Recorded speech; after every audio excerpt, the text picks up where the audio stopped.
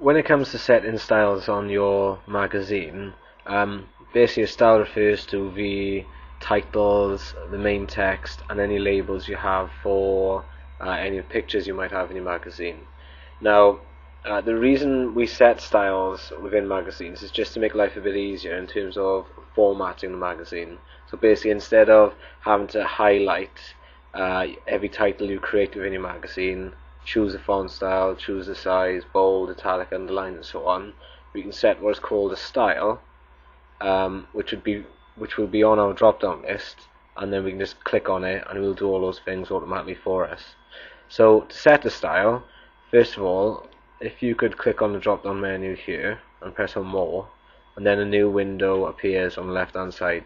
Now at this point in time there is only the normal tab, which as you can see is Times New Roman, 10 point, main black, and so on. But we want, for our title for example, we want it to be bigger, bolder, brighter, so it stands out.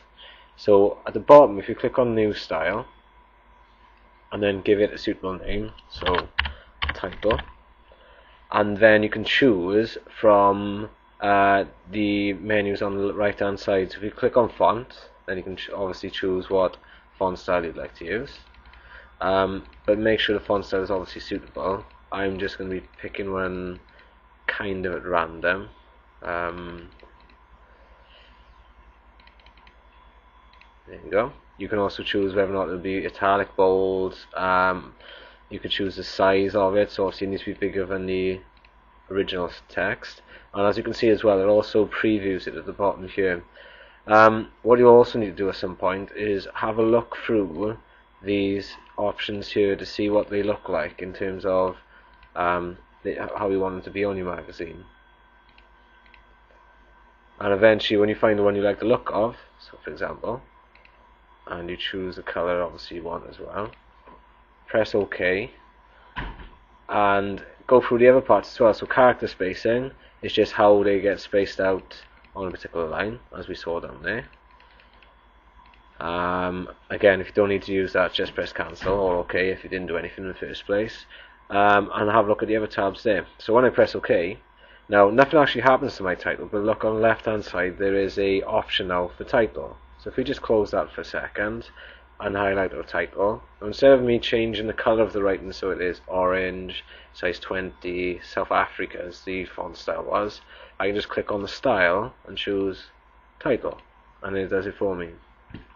Same applies to your paragraph. You'll need to set the style on your paragraph also. So again, same process. If you click on More, New Style, call this one maybe Main Text or something appropriate.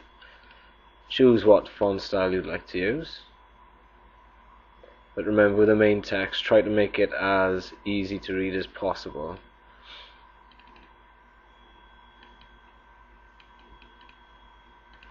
Again, choose what size your writing is going to be. Color, whether or not you want it to be underlined, any details, but really with your main text you shouldn't really be messing around too much with these special effects here. Now, one thing you will need to do on paragraph, as it is at the moment, our paragraphs all kind of start on the left hand side of our text box, but really in a magazine and in a newspaper you see the first line of the paragraph tends to be indented slightly. So instead of having it flush left, we could do a first line indent, and you can also choose how far it goes along as well. Okay, line text, the baseline guide, and press OK there. Have a look at character spacing again. Okay. Tabs. So look at tabs. Okay, well I'm happy with how I've got mine there. If I just press OK, and again I've got main text. So when I click on main text this time, it changes it to the font style I want it to go, and it also puts the first paragraph indented as well. If I just move my picture out of the way, then the second paragraph is also indented. Now in all you have to do 3 styles. Now obviously a title could be one, text could be another, and your third option could potentially be a label for a picture. So again, we're going to set up a new style, and this time I'm going to call it label. and choose a particular font style for it, maybe a little bit smaller than the original writing. And I'm just going to pick one at random this time, I think. Arial Narrow.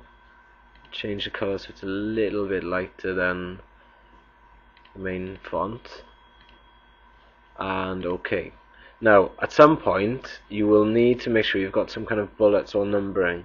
Now, best way to do this, I think, is to actually just, for your labels, you could just put a bullet point in front of them. And again, down the bottom here, you can choose how close that bullet point will be and how big the actual bullet point will be also. So, if I was you, try to make it as close to the original font size as possible.